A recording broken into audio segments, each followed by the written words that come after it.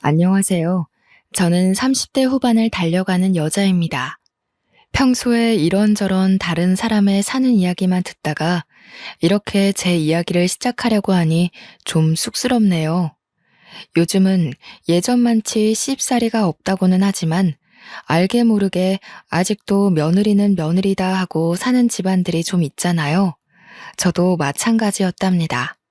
제가 겪었던 어이없었던 이야기들을 한번 풀어내볼까 합니다. 모쪼록 재미있게 들어주시면 고마울 것 같아요. 저희 집은 참으로 평범한 집안이었습니다. 오랜 세월 아버지께서는 한 회사에 몸담고 계셨고, 어머니는 전업주부로 저를 알뜰살뜰 보살펴 주셨고요. 남들 다 가는 대학 재수해서 들어갔고요. 4년 동안 장학금 한번 받아보진 못했지만 그럭저럭 우수한 성적으로 졸업했죠. 취업 준비를 2년 가까이 했고 중견기업에 취업해서 업무에 치이며 살다가 지금의 남편을 만나게 되었습니다. 사실 저는 비혼주의 사상을 가지고 있었던 터라 남편에게도 연애 시절부터 결혼은 하지 않겠다고 말을 했었습니다. 남편은 그때마다 괜찮다고 자기도 결혼할 준비가 안 되었으니 먼 미래 이야기는 하지 말자고 해주었어요. 그렇게 수개월을 만나다 보니 저도 마음이 슬슬 바뀌더라고요. 나이는 30대 중반을 넘어섰고 양가에서는 슬슬 결혼에 대한 압박이 들어오기 시작했죠. 남편은 저에게 헌신하는 사람이었고 늘 제 기분에 맞춰서 하루를 보내던 사람이었습니다. 제가 예민할 때는 꼬리를 축 내린 강아지처럼 제 기분을 맞춰주었고 제가 기분이 좋은 날엔 저보다 더 기분을 올려 신이 나게 맞춰주었어요.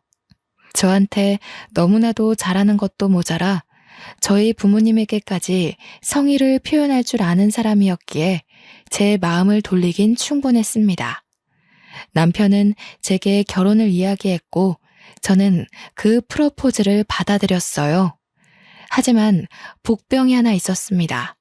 남편에게는 철없는 어린 시누이가 있었는데 자세하긴 몰라도 돈으로 크게 한번 사고를 쳐서 시부모님의 노후 자금이 몽땅 털렸다는 것이었습니다. 저는 그 이야기를 듣고 결혼은 현실이기에 조금 망설이게 되었습니다. 남편에게도 솔직하게 이야기를 했었어요. 노후 준비가 되지 않은 시부모님은 부담스럽다고요. 남편은 제게 부담 갖지 말라고 저를 설득하기 시작했고 저에게 최후의 수단이었는지 각서를 들이밀더라고요. 각서에는 아주 상세하게 시부모님의 노후에 관한 일절 책임이 없다는 내용이 적혀 있었습니다. 저는 결국 남편의 설득에 넘어갔고 각서를 잘 보관하겠다고 엄포를 놓았어요. 결혼을 준비하는 내내 남편이 노력했고 잡음 하나 없이 양가의 합의는 아주 성공적으로 이뤄졌습니다.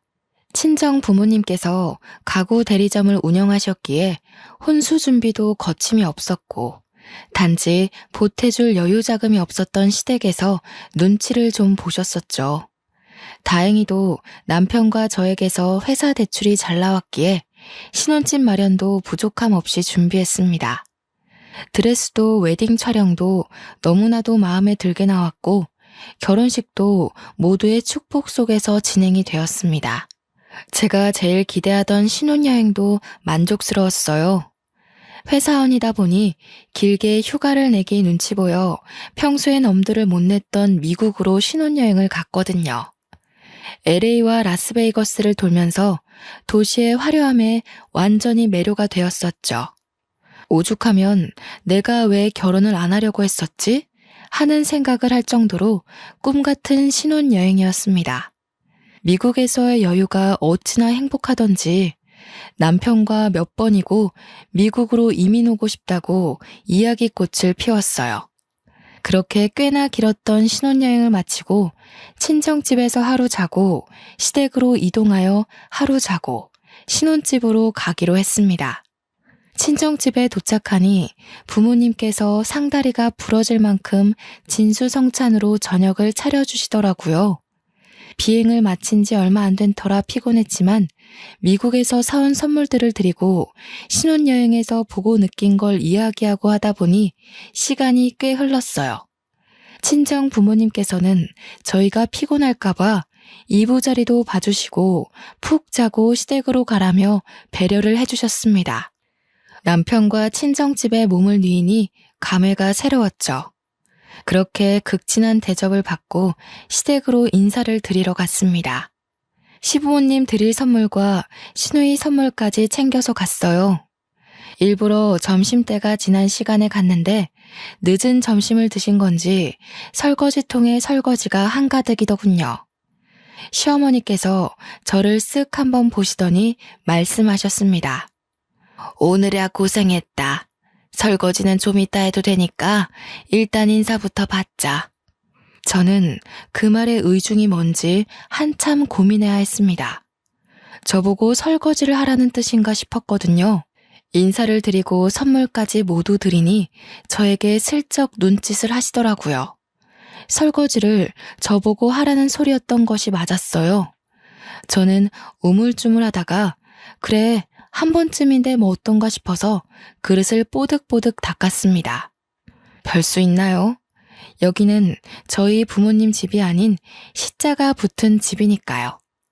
저녁상도 옆에서 얼마나 눈치를 주던지 손님으로 간 자리라고 생각했는데 거의 몸종처럼 일했습니다. 진짜 하다하다 물 떠오라는 것까지도 절 시키더라고요. 어쩔 수 없다 생각하고 남편에게 눈치만 슬쩍 한 번씩 보내고는 식사 내내 쉬지 않고 왔다 갔다 했네요. 그러다가 시누이가 신혼여행은 재밌었냐고 물어보더라고요. 남편이랑 저랑 신나가지고 신혼여행 이야기를 했습니다. 미국이 진짜 크긴 크더라. 나도 미국 가보고 싶었는데 너무 부럽다. 얼마나 보고 즐길 게 많던지 잠자는 시간이 아까울 정도였어요. 오죽하면 너무 좋아서 이민 오고 싶다고 몇 번이나 말했는지 몰라요. 제가 장단을 맞추면서 이야기를 하자 갑자기 시어머니께서 저를 향해 숟가락을 던지시는 거예요. 물론 제가 맞거나 하진 않았지만 정말 하마터면 머리에 숟가락을 맞을 뻔했어요. 남편도 놀라고 시누이도 놀라고 저도 놀라서 바짝 얼어붙었습니다. 시아버지가 킁킁 헛기침을 몇 번 하시자 시어머니께서 저를 흘깃 째려보시더니 입을 여셨어요. 어디 나가서 살 생각을 하고 그래? 미국 이민이라니 절대로 안 된다. 아니, 제가 무슨 당장 이민 가겠다고 말한 것도 아니고 이민 갈 예정이라고 말한 것도 아닌데 그냥 미국이라는 나라가 너무 재미있고 좋아서 이민 가고 싶을 정도였다고 하고 비유를 한 거였잖아요. 그런데 무슨 제가 당장이라도 짐 싸서 떠나겠다고 한 사람 취급하면서 막 뭐라고 하시는 거예요. 너무 당황스럽고 속상하고 그래서 눈물이 찔끔 나왔습니다. 제 눈시울이 붉어지자 남편이 시어머니를 향해서 이민 가겠다고 한 것도 아니고 가고 싶을 정도였다 하고 말한 건데 뭘 그리 역정을 내느냐고 한 소리를 했어요. 분위기가 이상해지자 시아버지께서 나름 중재를 한답시고 시어머니를 말리셨습니다. 남편이 제 편을 든 게 도리어 속이 상했는지 갑자기 눈물을 줄줄 흘리시는 게 아니겠어요? 억울한 사람은 저였는데 너무 황당했죠. 그러자 신우가 옆에서 갑자기 얄밉게 시어머니 편을 드는 거예요. 새언니가 오해할 만한 이야기를 했네. 언니가 사과해. 너는 낄 때 안 낄 때 구별 좀 하고 말해. 이민 가겠다고 한 것도 아니고 그 정도로 좋았다고 이야기한 건데 뭘 오해야. 어머니, 그렇다고 집사람한테 숟가락을 던지시면 어떡합니까? 너도 그만해라. 좋은 날 이게 무슨 일이냐? 시아버지도 제가 잘못했다는 눈빛으로 바라보시는데 진짜 시자 붙은 사람들은 죄다 믿을 게 못 되는구나 싶었습니다.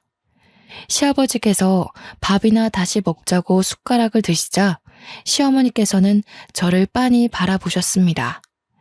왜 그러시나 싶어서 숟가락을 들려고 하는데 시누이가 저한테 눈치도 없냐면서 쿡쿡 찌르더라고요. 시어머니 숟가락을 가지고 오라는 뜻이었어요. 저는 정말 일어나기 싫었지만 초장부터 기를 죽이려는 심산인가 싶어 장단에 맞춰드리려고 일어나서 숟가락을 가져다 드렸습니다. 그제서야 말없이 밥을 드시더라고요. 가족들끼리 두런두런 둘러앉아 과일을 먹으며 이야기하는 동안 저는 허리 통증을 참아가며 설거지를 했습니다. 요리를 하시면서 이것저것 얼마나 꺼내 쓰신 건지 오후에 설거지를 했는데도 불구하고 설거지통이 가득 찰 정도로 그릇들이 쌓여 있더라고요. 지들끼리 하하호호 신난 꼴을 보니 비혼주의를 고집했어야 했는데 하는 생각이 들었습니다. 중간중간 남편이 와서 도와주려고 할 때마다 시어머니께서 부르고 시누이가 부르고 일부러 저에게 일을 시키고 싶어서 안달난 사람들처럼 굴었어요. 예, 자고 갈 거지? 네, 오늘 자고 내일 가려고요. 제 말에 시어머니께서 이불을 꺼내오셨어요. 오랜 시간 장롱에 처박혀 있었던 건지 쿰쿰한 냄새가 나긴 했지만 피곤함이 몰려와서 빨리 눕고 싶었습니다.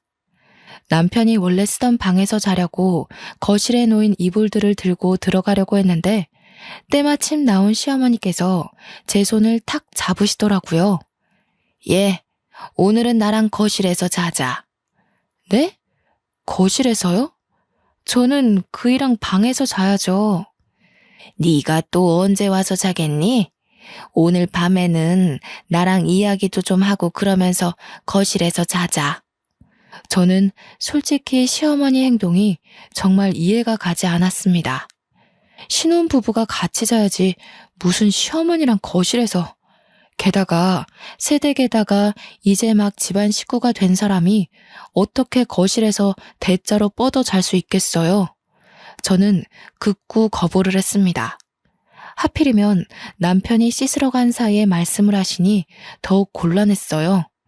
거실에 보일러도 꺼두신 건지 저녁 먹을 때만 해도 바닥이 따뜻했던 것 같은데 냉골이 따로 없더라고요. 저를 골탕 먹이고 싶어서 일부러 그러시나 하는 생각만 가득했습니다. 남편이 씻고 나올 때까지 시어머니와 약간의 실랑이가 벌어졌어요. 어머님, 제가 추위를 많이 타서 거실에서 자는 건 다음에 해요. 오늘은 그냥 그이랑 방에서 잘게요. 예, 네가 또 언제 온다고 그래? 너는 내가 우습니? 내가 거실에서 같이 이야기 좀 하다 자자는데 내가 널 잡아먹기라도 해? 왜 피하고 그러니? 아니 엄마, 이건 또 무슨 소리야? 집사람이 왜 거실에서 엄마랑 자요? 그냥 우리 둘이 잘 거니까 아버지랑 같이 주무세요. 약간 언성이 높아지자 방에 있던 신우가 문만 빼꼼 열어서 염장을 지르더라고요. 언니, 엄마 말도 맞지. 시댁에 왔으면 시어머니랑 사이좋게 이야기도 하고, 응? 그러다가 잠드는 거 아니겠어? 그러더니 자기는 이만 자야겠다면서 문을 꼭꼭 닫고 들어가는 거 있죠? 시어머니께서 남편에게 얼른 방에 들어가라고 그러면 조금만 이야기하다가 들여보내겠다고 하고는 방문을 닫으셨습니다. 저는 천근만근 무거운 몸을 이끌고 결국 소파에 걸터 앉았어요. 하실 이야기가 뭔지는 몰라도 얼른 듣고 방에 들어가서 눕고 싶었습니다. 남편이 중간중간 나와서 언제 들어오냐, 할 이야기가 많냐 하고 물어봤는데 시어머니께서는 별 시덥지 않은 소리만 줄줄 늘어놓으셨습니다. 자고로 남편은 하늘이고부터 시작해서 아침밥을 어떻게 차려주면 좋겠다. 집안일을 너무 칼같이 나누지 말고 여자가 더 많이 해야 된다. 아주 가부장적이고 쓰잘데기 없는 소리들 말이에요. 똑같은 이야기를 하고 또 하고 반복하다가 할 이야기가 없으시면 자러 가겠다고 하면 갑자기 TV 이야기를 하시고 결론은 그냥 조용히 거실에서 자라 이 말이었습니다. 저는 도저히 감겨오는 눈을 이겨내지 못하고 시어머니의 뜻대로 거실에서 잠이 들었어요. 냉골 같은 바닥이 얼마나 춥던지 새벽에는 이를 덜덜 떨다가 잠에서 깼습니다. 겨우겨우 다시 잠들었는데 무슨 아침 6시부터 저를 깨우시더라고요. 추위에 제대로 잠도 푹 못 잤는데 아침부터 깨우니까 너무 힘들었어요. 당연히 깨운 이유는 아침상을 차리자는 이야기를 하시려고 한 것이었습니다. 곰곰이 생각해보면 방에서 자면 남편이 같이 깰 것 같으니까 일부러 거실에서 재운 느낌이었습니다. 저는 정말 시어머니의 작태에 질리고 말았습니다. 결혼한 지 2주일밖에 안 됐는데 벌써 말이죠. 결국 졸면서 아침상을 차렸고 컨디션이 좋지 않아서 그런지 콧물이 줄줄 흐르더라고요. 피곤함까지 더해져서 감기 기운이 겹친 것 같았어요. 재채기를 연신해 대며 코를 킁 풀고 있자 아침을 드시러 나온 시아버지께서 혀를 끌끌 차시더라고요. 그렇게 몸이 약해서야 무슨 살림이나 제대로 하고 애는 똑바로 낳겠어? 꾹 참아왔던 스트레스가 한 번에 터지는 듯한 기분이었습니다. 저는 대꾸도 하지 않고 조용히 식사를 차리고 정리하고 인사만 대충 드리고는 남편과 함께 신혼집으로 돌아왔어요. 집에 오는 내내 제가 말도 없이 가만히 있으니 남편이 저에게 미안하다고 계속해서 사과를 하더라고요. 진심으로 미안해하는 남편을 보면서 애꿎게 화를 낼 수도 없고 어쩔 수 없이 약속을 받아내고 나서야 마음을 풀었습니다. 시댁에 가서는 2번 다신 이런 일 없게 옆에 꼭 붙어 있겠다는 약속이었죠. 남편은 그 뒤로 시댁에서 먼저 연락이 오는 일 없게 스스로 나서 주었어요. 시부모님께도 용건이 있으면 본인을 통해서 연락을 달라고 했고요. 가끔 시누이와 시어머니께서 제게 염장을 들쑤시는 듯한 문자나 연락을 하긴 했지만 그때마다 남편이 나서서 화를 내주었습니다. 몇 번 반복되자 길을 잡겠다는 마음이 좀 수그러들었는지 필요한 연락 이외에는 자제를 하시더라고요. 하지만 그러면서도 꽁에 있는 게 있다는 티는 팍팍 내셨어요. 어디 며느리 무서워서 연락이나 하겠니? 이번 주 주말에 집으로 좀 와라. 부탁할 것도 있고 간만에 밥이나 먹자. 저는 알겠다고 대꾸했죠. 처음에는 매주 주말마다 밥 먹자고 하시는 거 남편이 데이트도 해야 되고 신혼인데 방해하지 말라고 딱 잘라 말한 덕분에 한 달에 한 번 볼까 말까 했거든요. 저도 나름 시집 온 건데 언제까지 등지고 살 순 없으니 천천히 마음을 열기로 약속했고요. 그래서 주말에 보자고 하시는데 거절할 수 없었어요. 남편에게 미리 말을 해두셨는지 주말에 시댁을 가자고 하길래 이미 연락을 받았다고 말했습니다. 빈손으로 가는 것도 좀 그래서 한우 고기를 사들고 시댁을 방문하니 저보다 한우를 더 반기시더라고요. 그런데 웃기게도 빈말이라도 같이 구워 먹자고 하실 수 있는데 나중에 잘 구워 먹겠다고 하시고는 냉동실에 쏙 넣으시더라고요. 사람 먹는 걸로 치사하게 구는 거 아니랬는데 이렇게 친정 부모님과 다를 수 있나 싶었습니다. 애초에 기대도 안 했던 부분이라 그냥 그러세요 하고 말았어요. 저녁을 다 먹고 대충 정리하고 가야겠다 싶었는데 시어머니께서 저보고 정리하지 말고 거실에 오라고 하시더라고요. 웬일인가 싶었는데 그제서야 부탁할 게 있다던 그 본론을 꺼내셨습니다. 사돈 어른이 가구 좀 하신댔지? 네, 삼성동에서 꽤 크게 하셔요. 수입 가구도 있고 국내 업체랑도 계약하셔서 운영 중이시고요. 언니, 내 방 가구들이 너무 낡아서 새로 바꾸려고 하거든요? 언니네 친정 부모님네 가서 가구 좀 보고 바꾸려고 하는데. 아, 그러면 미리 말씀드려 놓을게요. 이만 가보라는 말에 저는 정리 덜 된 설거지통을 보면서 의아하게 시댁을 나왔습니다. 그리고 한 일주일쯤 지났을 무렵 시어머니께서 가구를 보러 가겠다고 하셨어요. 저도 일을 하고 있었기 때문에 편하게 보시라고 말씀을 드리고는 친정 부모님께도 연락을 드렸습니다. 시어머니와 시누이가 가구를 보러 갈 테니 적당한 가격에 좋은 가구 좀 보여드리라고요. 그런데 제가 시댁을 너무 몰랐던 거죠. 제대로 된 상식이 없는 사람이라는 걸 말이에요. 그날 친정 부모님께서 저에게 시누이가 비싸도 엄청 비싼 수입 가구들을 골라갔다고 말씀을 해주셨어요. 할인해도 비싼데 사돈댁이라 어쩔 수 없이 맞이는커녕 손해보면서 가구 보냈다고요. 너무 무리하신 거 아니에요? 적당히 보여드리지. 사돈 처녀 보는 안목이 장난 아니더라. 고르고 고른 게 죄다 수입산 가구일 줄 누가 알았겠니? 그래도 이렇게 한번 가격 좋게 잘해드리면 우리 딸 예쁘게 봐주시겠지. 저는 어머니께 감사드린다고 이야기를 전하고는 남편에게도 오늘 친정 부모님 가게에서 시누이가 가구를 골랐다는 이야기를 전했어요. 그렇게 저는 일이 다 끝난 줄 알았죠. 그런데 사건은 지금부터 시작이었습니다. 시누이가 방 사진을 보내주고 가구가 너무 예쁘다면서 칭찬을 하더라고요. 괜히 뿌듯한 마음에 부모님께도 감사 인사를 다시 한번 전했는데 어머니께서 저에게 전화를 주셨어요. 엄마, 무슨 일 있어요? 아니, 아휴, 이걸 어떻게 설명을 해야 할지. 아니, 사돈어른이 분명 계좌로 돈을 보내주시겠다고 했는데 열흘이 지나고 가구도 다 배송됐는데 아직까지 깜깜무소식이라서. 잔금을 안 주셨어요? 한 푼도 입금 안 하셨더라. 내가 직접 연락드리는 게 괜히 기분 나쁘실까봐. 이걸 어쩌지? 저는 어머니와 전화통화를 마치자마자 시어머니께 전화를 드렸습니다. 분명 무슨 착오가 있겠지 싶어서 처음에는 나긋나긋하게 안부를 묻고 본론을 말씀드렸어요. 어머님, 저희 친정어머니께서 아직 가구 대금이 입금이 안 되었다고 하셔서요. 그게 무슨 말이니? 당연히 사돈어른께서 해주시는 거 아니야? 네? 그게 무슨 말씀이세요? 어머니께서 대금은 나중에 치르겠다고 하시고 물건 받아서 가셨다면서요.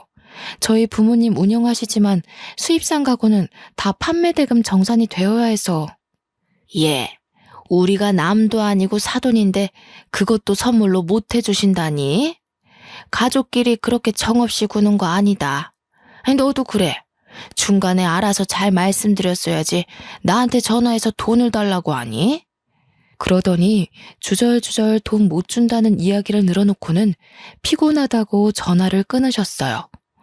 저보다 늦게 퇴근해서 돌아온 남편이 심상치 않은 제 표정을 보고는 무슨 일인지 물어보았고 저는 있는 그대로 솔직하게 말했습니다.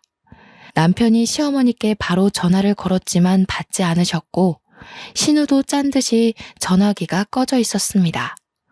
남편과 함께 늦은 시간이었지만 친정집으로 가서 죄송하다고 말씀을 드리고 남편이 대신 대금을 처리하기로 했습니다.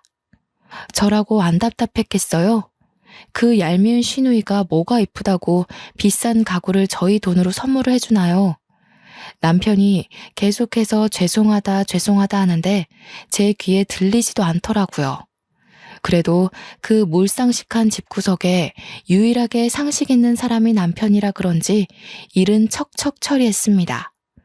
판매 대금을 그동안 모아두었던 용돈을 탈탈 털어서 보내더라고요.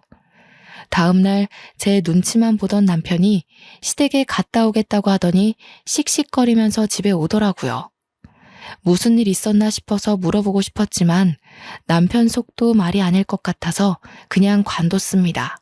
하지만 제가 관심을 끄는 것과는 별개로 시누이가 계속 저한테 전화를 하기에 어쩔 수 없이 전화를 받았어요.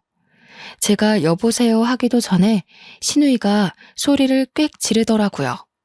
언니, 그걸 곳에 오빠한테 가서 일렀어? 무슨 말을 하는 거예요, 다짜고짜? 왜 모른 척해? 어제 오빠가 집에 와서 다 뒤집어 놓고 갔어. 아니, 나한테 그깟 가구 하나 선물로 못 해주신대? 그걸 다 갖다 일러? 언니네 친정도 너무하네. 신우, 그게 다 얼마짜리인 줄 알고 이러는 거예요? 오빠한테 미안하다고 고맙다고 해도 모자랄 판에 저한테 뭐가 어쩌고 어째요? 와, 언니 무섭네. 지금 내가 우스워서 이런 식으로 말하는 거지? 우스워서가 아니라 그렇잖아요. 남의 집 사업장 가서 물건을 훔쳤으면 예, 우리가 언제 훔쳤다고 그러니? 너 말 정말 거지같이 하는구나. 사돈 어른이 당연히 시댁에 잘 보이려고 내 딸 잘 봐주십사 하고 선물로 주시는 줄 알았지. 어머님, 그게 다 얼마짜린데 그런 소리를 하세요.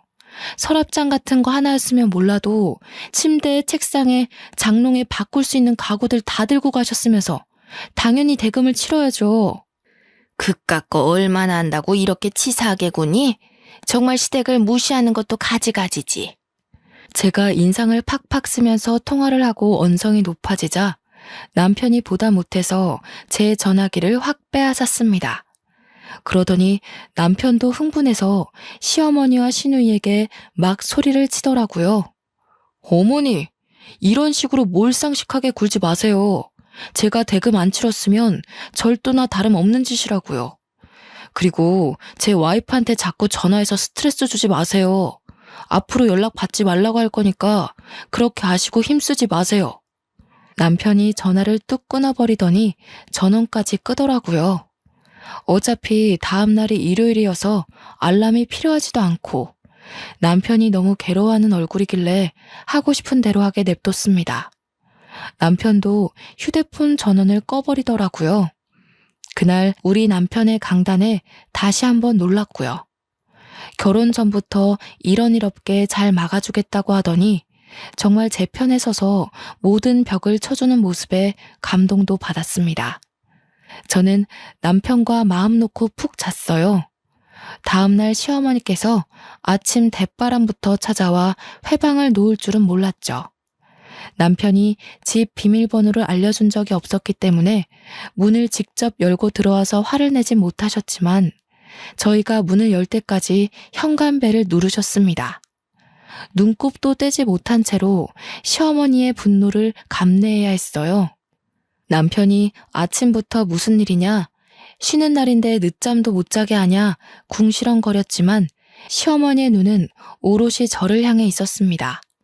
냉수 한 잔을 시원하게 들이키시고는 저희 보고 거실에 앉아서 이야기 좀 하자고 하셨습니다. 남편과 저는 어떤 억지를 부리려고 온 걸까 싶어서 일단 이야기라도 들어보자 했어요. 너희가 결혼해서 이렇게 부모를 무시하고 살면 안 되는 거다. 가구점 일이야. 일단 우리 아들이 대금 냈다고 하니 덮어두고 내가 할 말이 있어서 왔다. 너희 결혼한 지 수개월이 지났는데 왜 생활비는 한 푼도 안 주니? 저는 이게 무슨 소린가 싶었습니다. 생활비를 저희가 왜 드려야 하는지 이해가 가지 않았어요.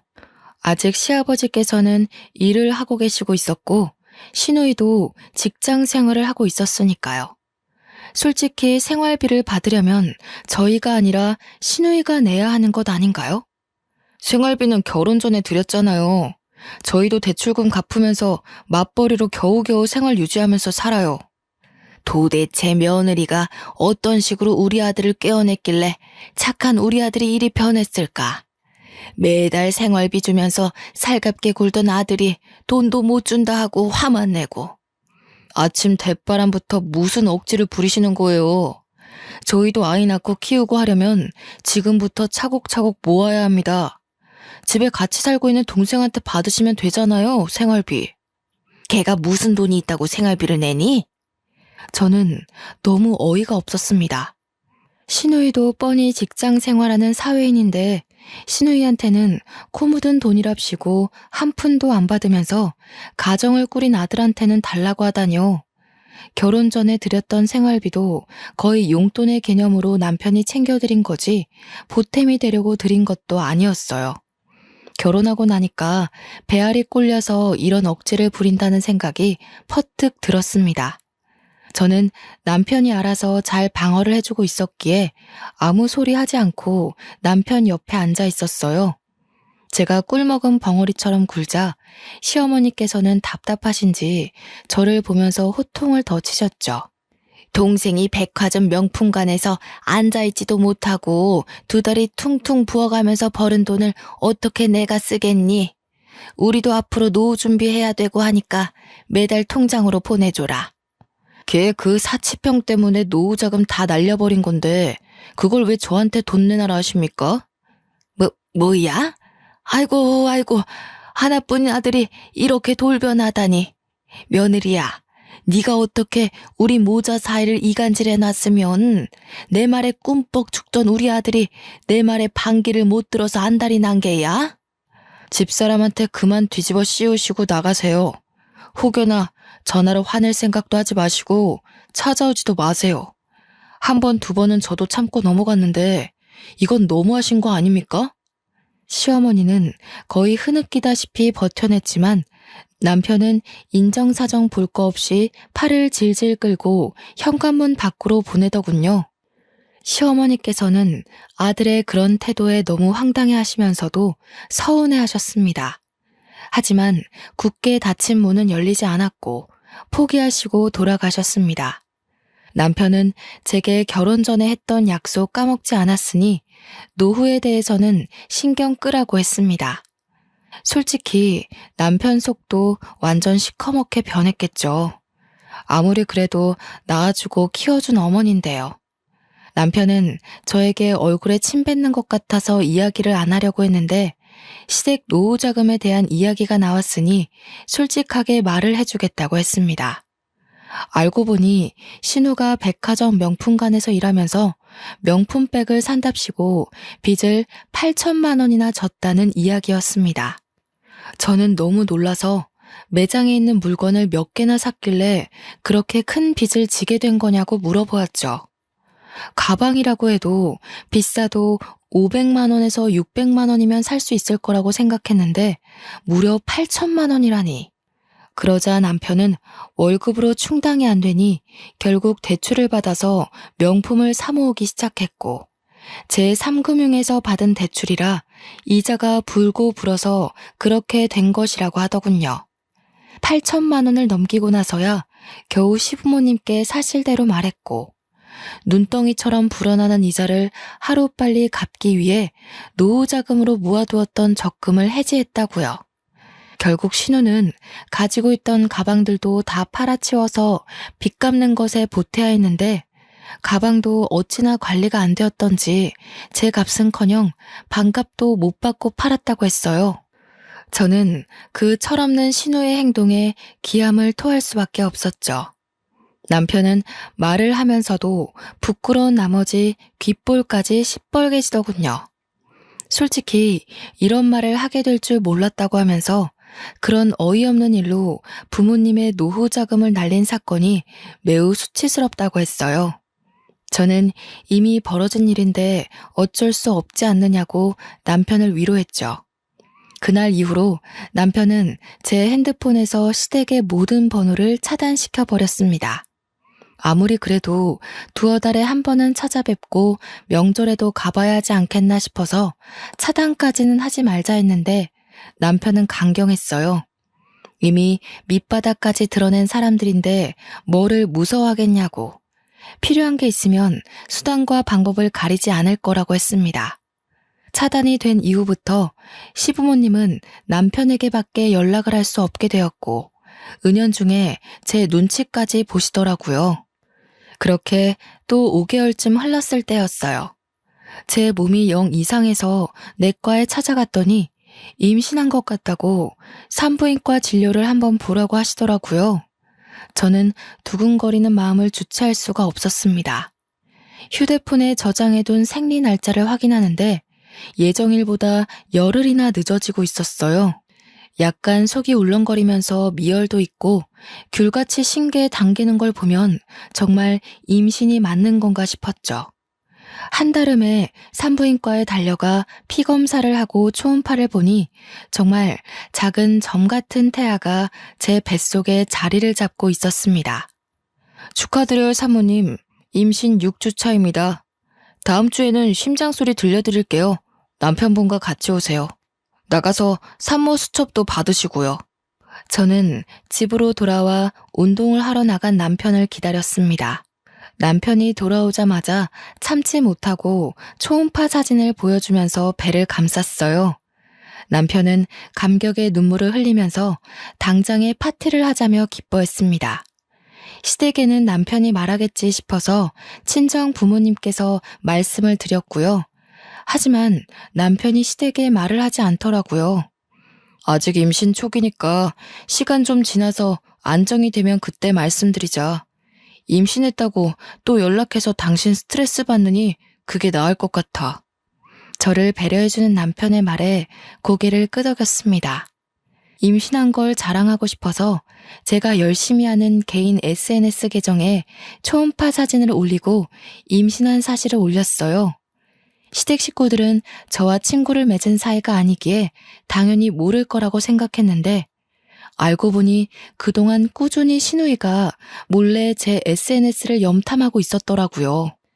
임신 사실을 올린 지 2시간도 되지 않아 남편에게 시댁 식구들의 전화가 빗발치기 시작했습니다. 전화를 무시하자 그날 저녁 시댁 식구들이 전부 저희 집 문 앞에서 농성이라도 벌이듯 진을 쳤어요. 제가 결국 남편에게 문을 열어주자고 했고 철옹성 같은 대문이 열리자 시댁 식구들은 전부 집 안에 들어와 자리를 차지했습니다. 제가 임신을 했으니 이제 관계를 개선하자는 뜻이나 다름없었습니다. 아이고, 우리 며느리 고생했다. 임신이라니. 몸이 약해서 애도 못 볼 줄 알았는데 얼마나 다행이야. 성별은 뭐라든 딸이래, 아들이래. 딸이든 아들이든 뭐가 중요해. 그치만 아들이면 더 좋겠지? 언니, 어떻게 우리한테는 말 한마디도 안 해주고 SNS에 먼저 올릴 수가 있어? 쏟아지는 질문에 정신이 없었지만 저를 걱정해주는 말도 있었고 애가 너무 궁금해서 미치겠다며 기뻐하는 시부모님을 보니 차마 내칠 수가 없었습니다. 그때 확 관심 끊어달라고 했어야 했는데 임신하고 마음이 약해진 저는 그렇게 어영부영 사과를 해오는 시부모님과 시누이를 다시 받아줄 수밖에 없었어요. 금이 갈 듯 말 듯 애매했던 관계는 쭉 이어졌습니다. 시부모님께서는 손주가 정말 벌써부터 좋아 죽겠는지 아이 용품을 마구마구 사다 주셨습니다. 덕분에 저희 집 방 하나를 아기 방으로 미리 꾸며놔야 했어요. 16주가 지나고 아들이라는 소리를 병원에서 듣자마자 시부모님께서는 감격의 눈물까지 흘리셨습니다. 그렇게 안정기에 접어들고 태교 여행까지 보내주신다고 저희를 베트남 여행까지 시켜주셨어요. 그동안의 앙금이 사르르 녹아버렸죠. 그런데 철없는 시누이는 바뀐 게 하나도 없었습니다. 제가 임신 5개월쯤 되었을 때 신우가 다급하게 저에게 연락을 해서는 돈을 좀 빌려달라고 하는 거예요. 언니, 나 돈 좀 융통해줘요. 저 진짜 돈이 한 푼도 없어요. 우리도 애한테 들어갈 돈 미리 준비하느라 돈이 없어요. 신우는 갑자기 왜 돈이 필요해요? 아, 진짜. 언니밖에 돈 빌릴 사람 없단 말이에요. 500만 원도 없어요? 그럴 리가 없잖아요. 신우는 제게 돈을 빌려달라고 몇 번씩이나 연락을 해댔어요. 하지만 신우의 뭘 믿고 돈을 빌려주겠어요? 시부모님의 노후자금도 다 털어간 사람인데 저는 결국 참지 못하고 남편에게 이야기를 했고 남편은 단판을 짓겠다며 시댁에 찾아갔습니다. 시댁에서 돌아온 남편은 씩씩거리면서 저에게 신우의 욕을 막 하더라고요. 아니 그 미친 기집애가 채팅 어플로 만난 이름도 가짜인 남자한테 빠져가지고 돈을 줬다지 뭐야? 신우이가 로맨스 스캠인지 뭔지 뉴스에서 난리치는 그거에 당한 거야? 무슨 병원비가 급하고 자기 죽는다고 해서 2천만 원이나 빚을 내서 보내줬대. 한 번 사채를 써봤으니 2번은 쉬웠나 봐. 또다시 이자가 눈덩이처럼 불어나니까 급한 불 끄겠다고 당신한테 돈 좀 빌려달라고 한 모양인데 결국 남편도 시부모님도 신우이한테 돈 한 푼 해줄 수 없다고 난리가 났고 신우이는 눈물만 줄줄 흘렸다고 했습니다. 저는 속이 꽉 막힌 듯 답답해졌어요. 그렇게 어떻게든 해결되겠지 안일하게 생각했던 저에게 폭탄이 떨어졌습니다. 며칠 뒤 신우이가 집에서 쫓겨났다면서 짐을 싸들고 저희 집에 온 거예요. 그 사이에 살이라도 빠진 건지 얼굴에 피곤함이 묻어나는 신우이를 차마 쫓아내지 못했습니다. 신우이는 옷방에서 지내겠다며 거기에 짐을 슬며시 풀더라고요. 남편이 퇴근하고 돌아와서는 노발대발 당장 나가라고 했지만 아이를 가져서인지 저는 신우이를 매몰차게 쫓아내지 못하겠더라고요. 시부모님 화가 가라앉을 때까지 며칠만 지내게 해달라고 사정사정하는데 제가 그러라고 했습니다. 정말 딱 5일째 되는 날 신우이가 아주 홀가분하다는 얼굴로 저에게 나가보겠다고 하더군요. 시부모님께서 연락을 했나 싶었지만 뭔가 찜찜할 만큼 홀가분한 얼굴이었어요. 저는 서둘러 옷방을 정리하며 확인해봤는데 아니 글쎄 제가 친정 부모님께 결혼 전에 받은 유일하게 비싼 명품백이랑 금 몇 돈이 사라지고 없더라고요. 너무 황당하고 열이 받아서 신우이에게 바로 전화를 했는데 전화도 받지 않았습니다. 아주 작정하고 가져간 것 같았어요. 혹시라도 제가 착각을 한 건가 싶어서 몇 번이고 다시 찾아봤지만 명품백과 금이 사라져 있었습니다. 다음날 저는 시어머니에게 연락을 드렸습니다. 그런데 시어머니께서 정말 살갑게 제 전화를 받으시는 거예요. 예, 너무 고맙다. 네가 우리의 빚 갚아줬다는 이야기 들었어. 정신 차리고 살겠다면서 아침에 출근하는데 내가 어찌나 우리 며느리한테 고맙던지. 신우이가 제 물건을 팔아서 자기 빚을 갚은 거였습니다. 저는 남편에게 전화를 걸었고 퇴근 후에 집으로 오지 말고 시댁으로 오라고 말을 했어요. 더 이상 신우이의 만행을 참을 수 없었거든요. 남편과 제가 시댁에 가자 시부모님은 은근 당황하신 눈치였습니다. 제가 입을 꾹 다물고 비장한 오로라를 풍기자 제게 말도 걸지 않으시더군요. 신우이가 퇴근하고 저희 부부를 발견하자 멈칫하는 게 느껴지더라고요. 제 물건 돌려줘요. 그 가방 우리 엄마가 결혼 전에 사준 명품 가방이라고요. 거기다가 결혼 예물로 받은 금까지 가져간 게 말이나 돼요? 언니, 나한테 이런 식으로 굴면 안 될 텐데요. 내가 언니네 옷방에서 뭘 찾은 줄 알아요?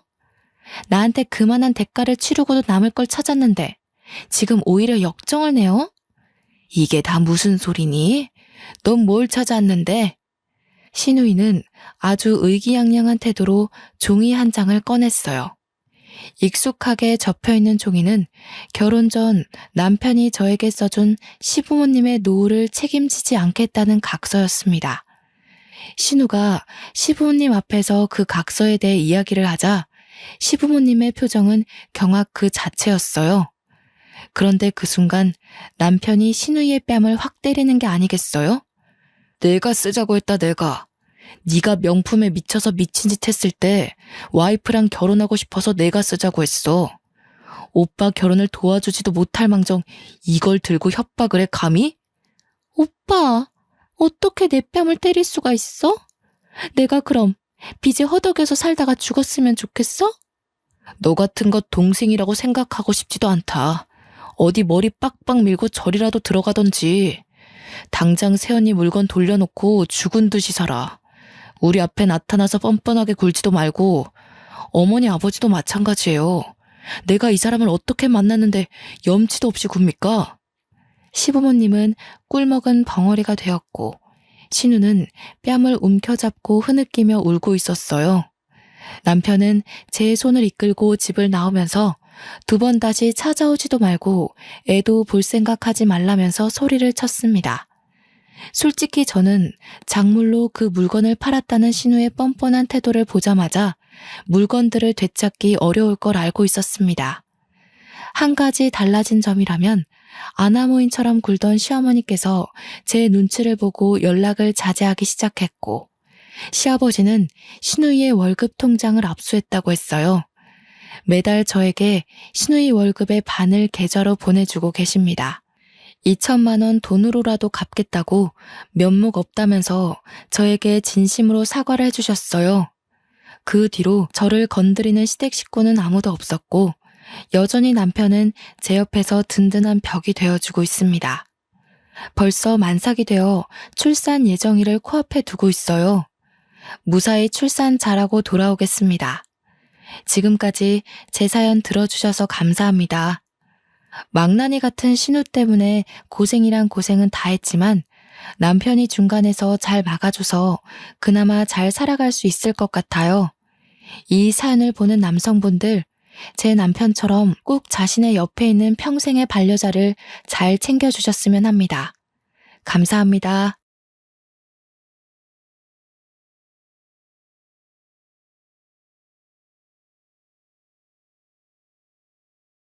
안녕하세요. 매번 사연을 듣기만 하다 이렇게 글을 적어보려니까 조금 쑥스럽네요. 저는 한 번의 이혼 후 재혼에 성공한 30대 중후반 여성이랍니다. 요즘은 결혼이라는 제도에 대해서 참 다양한 의견들이 있는 것 같아요.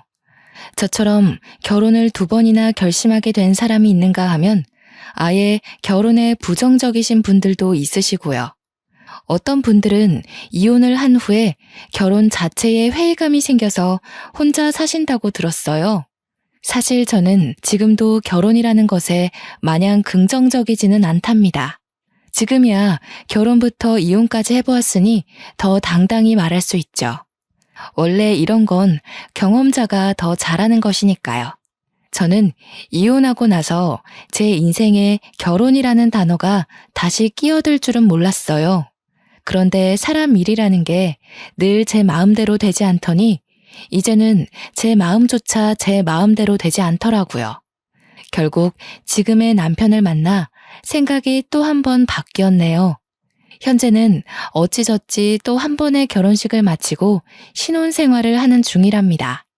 워낙 자상한 사람이고 저의 모든 걸 이해해주는 사람이라서 이 사람과 함께 할 미래가 정말 궁금하고 기대가 돼요. 시부모님도 너무나 따뜻하신 분이라서요. 오늘은 제가 이 사람과 어떻게 만났는지, 제가 어떻게 살아왔는지, 저의 인생 이야기를 정말 속 시원히 털어내 보려고 해요. 궁금하시지 않나요? 재밌게 들어주시면 감사하겠습니다.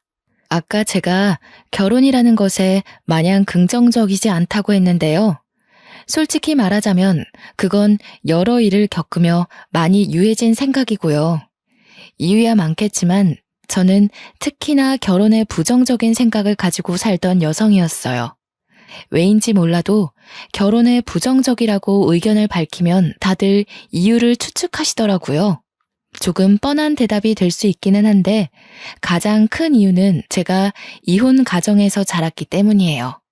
여기는 저에 대해서 아무도 모르시니까 정말 까놓고 이야기하자면 이혼 가정이라고는 말하지만 저에게 가정이랄 게 없었어요. 이게 무슨 말이냐 하면 이혼하시기 전부터도 부모님은 저에게 별다른 관심이 없었다고 봐야겠네요. 학교에서 나눠주는 가정통신문도 제가 직접 서명하고는 했으니 어느 정도였는지 대충 눈치채시겠죠. 그러니 부모님이 이혼하시고 나서는 얼마나 더 심했겠나요? 서로의 안중에 저의 존재는 없었고 자연스레 저는 혼자 자랐다는 말이에요. 동물에 비유하자면 저는 유기동물이었던 거죠. 부모님의 이혼 얘기가 처음 나왔을 때는 제가 중학교 2학년이었을 때인데요. 그 어린 나이에 얼마나 놀랐으면 아직도 기억이 생생하게 나네요. 평소라면 바쁘다고 코빼기도 보이지 않던 부모님이 웬일로 집에 있었어요.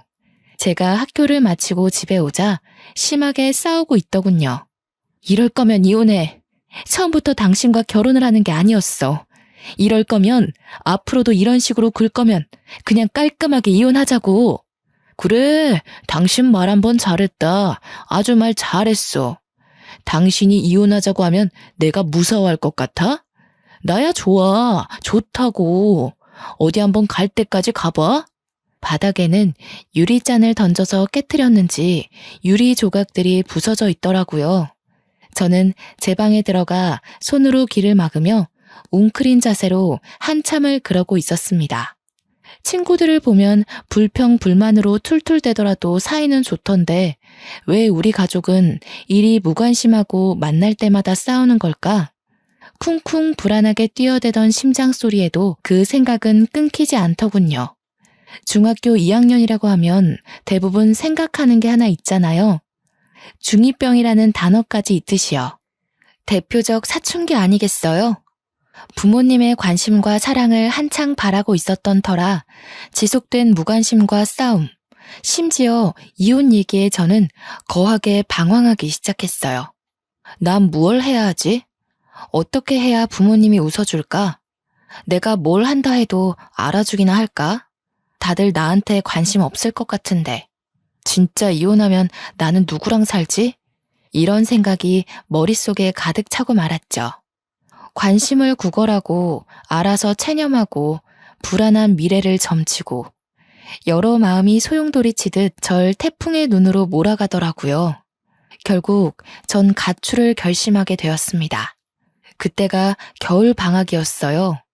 등하교할 필요가 없으니 가출이 수월한 듯 하면서도 어딘가 정기적으로 머물 곳이 없으니 앞이 막막했네요. 엄마 트렁크 가져와서 필요한 옷 몇 개 넣고 아빠 지갑에서는 돈을 꺼내 훔치고 그렇게 계획 없이 나와놓고서 갈 데가 따로 어디 있겠나요? 그저 친구 집에 하루 이틀 머물다 눈치 보여서 나왔죠. 버스 정류장에 한참을 앉아있다 해가 질 때쯤 찜질방으로 들어갔어요. 잘 기억은 안 나는데 아마 그때 청소년 보호법으로 시끄러웠을 거예요. 찜질방에 들어가긴 들어갔는데 밤에 쫓겨날까봐 밤새 남자 화장실에 몰래 숨어 있었거든요. 왜 남자 화장실이었냐면 찜질방 주인분이 아주머니셨어요.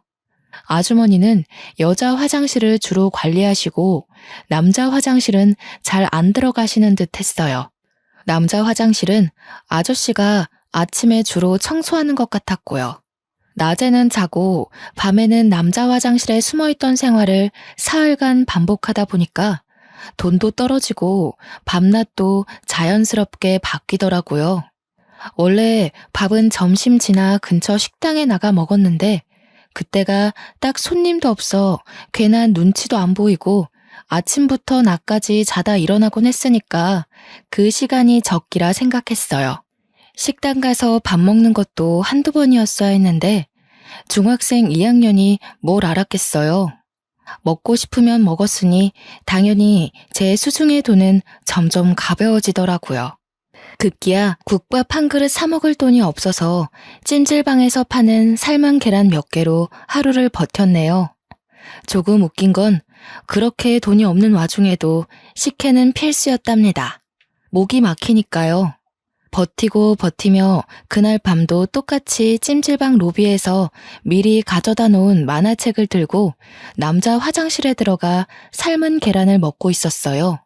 식혜는 이미 다 마셔서 쌀알만 밑바닥에 깔려 있었고요. 이제 마지막 남은 삶은 계란 하나를 까서 아껴 먹겠다고 야금야금 먹다가 반쯤 오기로 절반 정도는 한 입에 삼켰는데 삼키자마자 이게 뭐지? 싶더라고요. 잘못 삼킨 건지 숨이 턱하고 막히니 얼마나 무서웠는지 본능적으로 뭔가 잘못됨을 느꼈습니다. 숨이 막히는 도중에도 누군가의 도움이 절실하다는 걸 깨달았어요. 급하게 화장실 문까지 걸어가서 문을 두드리며 살려달라고 도움의 신호를 보내려 했어요. 문을 두드리면 누구라도 오지 않을까 싶어서요. 문고리를 잡고서 문을 열고도 싶었는데 문고리 잡기조차 쉽지 않더라고요. 시야가 점점 흐려지고 다리에 힘이 풀리기 시작하는데 이대로 이렇게 계란 먹다 죽는 건가 싶었네요. 꺽꺽거리면서 반은 포기 상태로 어쩔 줄 모르고 몽롱해져 가는데 때마침 남자 화장실 문이 열리더니 누군가 들어오는 것 같더라고요. 얼마 안 있어 누군가 제 몸을 흔들기도 하고 세우기도 하고 풀려가는 제 눈을 들춰보기도 하고 이것저것 확인해보는 듯 했어요. 흐린 눈으로 얼핏 봤을 때는 제 아빠뻘 되는 아저씨였는데 얼굴에 핏기 하나 없는 캑캑거리는 저를 보고는 곧바로 하임리히법을 시도하기 시작했습니다. 예, 자면 안 돼. 눈 똑바로 떠. 눈 떠? 얘야, 정신 놓으면 안 된다. 정신 차려야 해. 몇 번의 압박 끝에 제 목에서 계란과 음식물이 튀어나오며 전 다시 숨을 쉴 수 있었어요. 숨을 고르고 있으니 때 아닌 소란에 찜질방에서 자던 사람들이 다 일어났더군요. 다들 무슨 일이냐며 웅성웅성 모여드니 찜질방 아저씨가 수습하시더라고요. 아이고, 죄송합니다.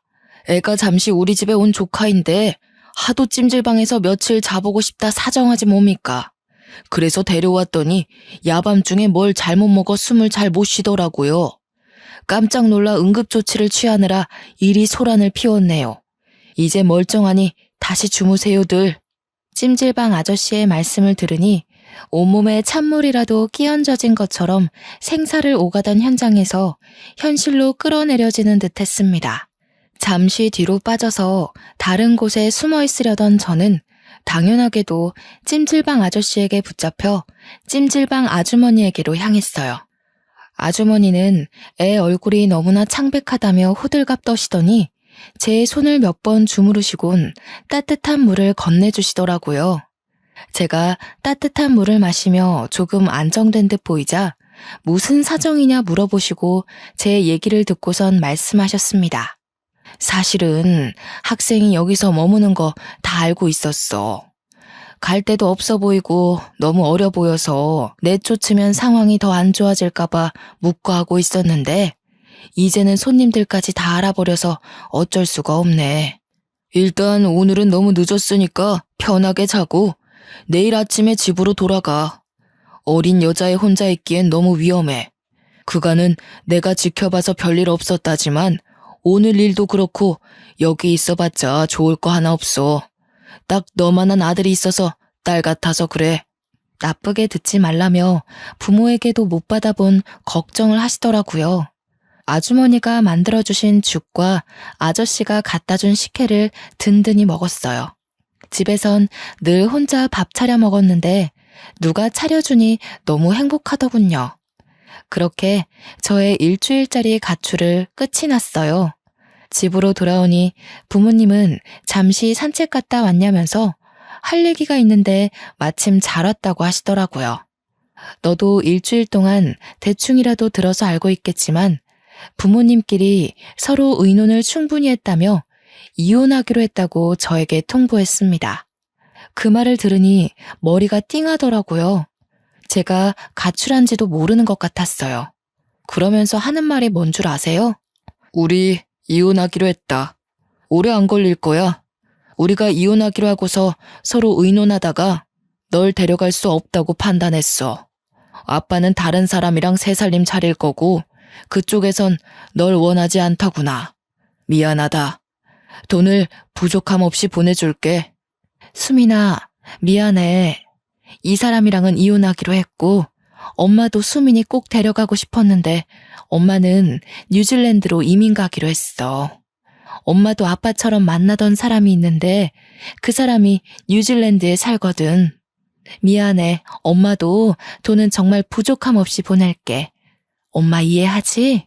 듣다 보니 쌍방으로 바람이 나서 이혼 후 서로 새 가정을 차리기로 했다더군요. 아빠는 아빠대로, 엄마는 엄마대로 새 인생을 살 계획이 번지르르 하더라고요. 벌써부터 엄마나 아빠나 새 가족이 될 사람이 있으니 어찌나 몸을 추스르시던지. 둘 중 아무도 저를 책임질 수 없다고 그러던데요. 생활비는 충분히 주겠다면서 따로 집조차 구해주지 않은 채 하숙집을 구하든 월세방을 구하든 혼자 살라고 말하더라고요. 전 이혼하더라도 저를 누군가 데리고 갈 줄 알았지 버리고 갈 줄은 꿈에도 몰랐네요. 정말 누가 알았겠어요. 일주일의 가출 후 이번엔 가족으로부터 내쳐져 혼자 살게 되었어요. 잠잘 곳부터 구해야 한다는 생각에 자연스레 찜질방은 제 머릿속에서 잊혀지더군요. 그나마 부모님에게 아주 조금의 양심은 남아있긴 했는지 생활비는 꼬박꼬박 줘서 고등학교 졸업 때까지 학업에 매진할 수 있었어요. 그마저도 여유롭게 준 것은 아니었고 제가 성인이 되자 알아서 살라며 연락조차 끊겼지만요. 이른 나이부터 홀로 서기를 해야 했던 저는 불안감에 열심히 공부했고 그래서 서울에 있는 유명 대학에 장학금 받고 입학했답니다. 성인이 되고 나서는 정말 일에 치여 살았어요. 생활비에 기숙사비에 돈을 많이 벌어야 했거든요. 아르바이트에 과외에 대학 생활을 병행하면서도 그 와중에 성적 유지도 해야 했고요. 그렇게 시간이 없어서 정신없이 바빠서 그랬던 것일까요? 저는 아르바이트 하는 곳에서 한 남자를 만나는 지금 생각하면 정말 미련한 짓을 하게 됩니다. 그 남자는 프랜차이즈 카페 점장이었고 저와는 10살 차이였어요. 제가 아르바이트생으로 들어올 때부터 잘해주더라고요. 솔직히 별로라 생각했던 사람이라도 나에게 꾸준히 잘해주는 모습을 보면 어느새 경계심 풀고 친하게 지내게 되잖아요. 호의를 굳이 저기로 받아들이지 않으니까요. 저도 그랬습니다. 그 남자뿐 아니라 같이 아르바이트 하던 동료들과 적당히 친해졌을 때였어요. 아르바이트생 전체 회식을 한다고 하더라고요. 저는 피곤하기도 하고 집에서 조금이라도 쉬고 싶어서 안 가려고 했는데 말하다 보니 회식에 참석하는 걸로 분위기가 형성되더군요. 결국 참석해 1차, 2차까지 쭉 달리는데 눈 뜨고 보니 그 남자와 저 이렇게 둘만 남아 술을 마시고 있었고 저는 술에 취해 누군가에게라도 기대고 싶었는지 제 입으로 저의 인생사를 술술 다 말하고 있었어요.